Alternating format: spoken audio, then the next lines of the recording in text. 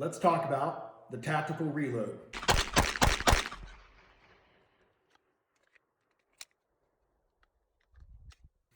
What is the primary goal of a tac reload and what is the secondary goal typically of a tactical reload? The primary goal is to get more ammunition back in the gun. Basically, you want the gun topped off.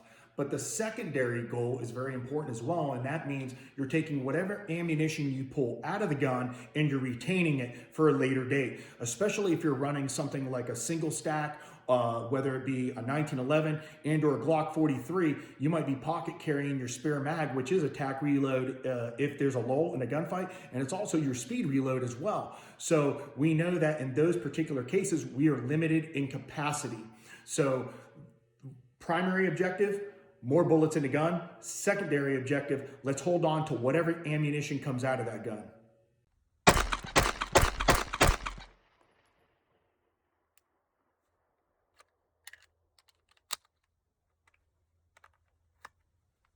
How do I know I can do a tactical reload? That's going to be the ultimate question. Well, first of all, there has to be a lull in a gunfight, because if not, you're just going to run a slide lock and speed reload the gun. So somewhere along the line, you've stopped shooting.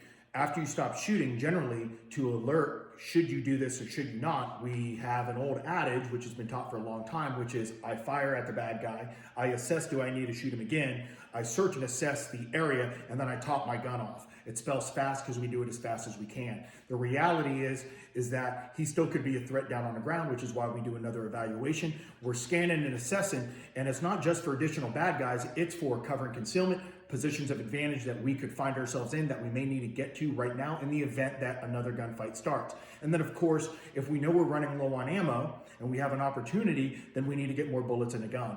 If you're running single stack and or a Glock 43, pretty much if you shoot it, you're doing a tac reload.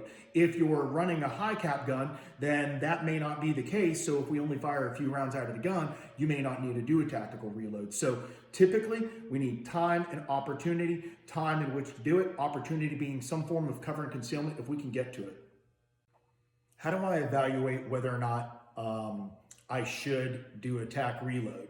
Meaning, where exactly is the bullet count? What I tell a lot of students is whenever I'm at half magazine capacity for that particular firearm, my caution indicator light needs to be going off because I'm going below half magazine capacity. So as soon as that starts, we need to be thinking, man, hopefully I have an opportunity in order to get more bullets in this gun. If not, you're just going to end up running a slide lock and doing a speed reload. Now, let's talk about which mags do we grab. If you're only wearing one, then you're either going to run the gun a slide lock and it's going to be your speed reload mag, or you're not, you're going to get below half magazine capacity and you're going to do a tac reload with it. So it can be either or when we're running one.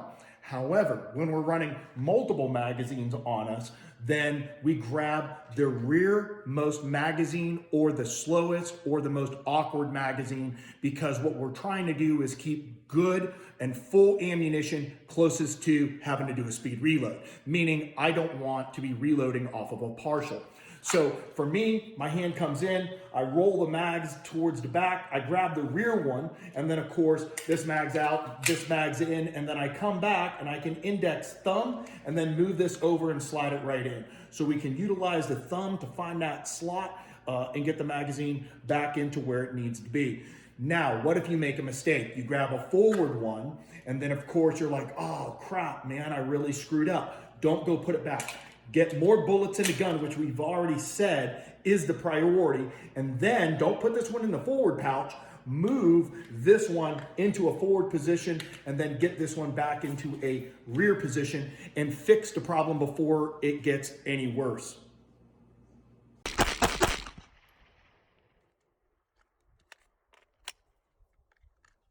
Couple things to note. We're always accessing spare ammunition and doing the exchange at the gun. And what we want to avoid is mag comes out of the gun, which I see a lot. Then you'll go down and grab this mag and then insert it into the gun. That's not how we do this. And the reason why is you're pulling this gun out of working order for 1 1000, 2 1000, 3 1000, 4 1000, 5 1000, 6 1000, 7 1000, and this goes in. And if you're in certain states where there's a magazine disconnect in the gun, guess what happens? You can't fire that one round that's in the chamber because there's a magazine disconnect. So, and you might be thinking, well, okay, but I don't own that kind of gun. What happens if you're overseas and all of a sudden now you pick up a Brown and high power and you start to do an engagement, grab a couple mags off the guy? There's always a lot of different things that we need to think about. One, the bottom line is it costs you a lot of time. So what happens is we access spare ammunition and then we bring it up to the gun.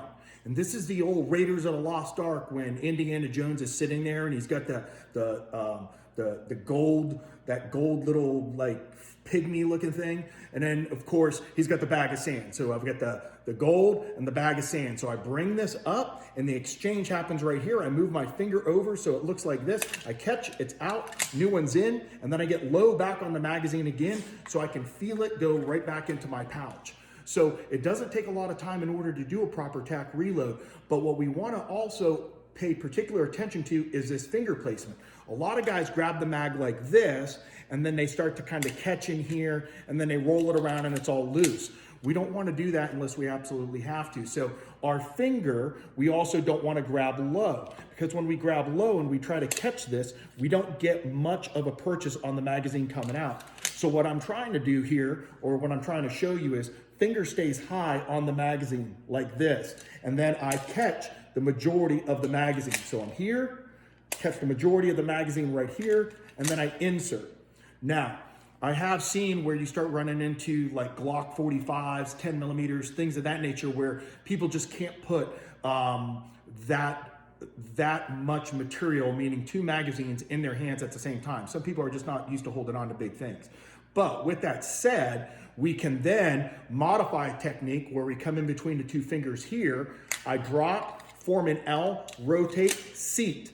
Now, of course, the magazine looks like this. How do I fix it? Center line the body, gets my finger back into the position, and then I can feel it, put it right back into the pouch. So primarily, we want to do the exchange at the gun. Second, we want to stay with this finger running high on the magazine, and we want to avoid that last technique if at all possible, unless we're running really big mags. And the reason being is that when I do this tack reload, it's pretty damn close to my admin load and my speed reload as well, which means there's consistency in that grab and the way I'm doing it. So just some things to consider.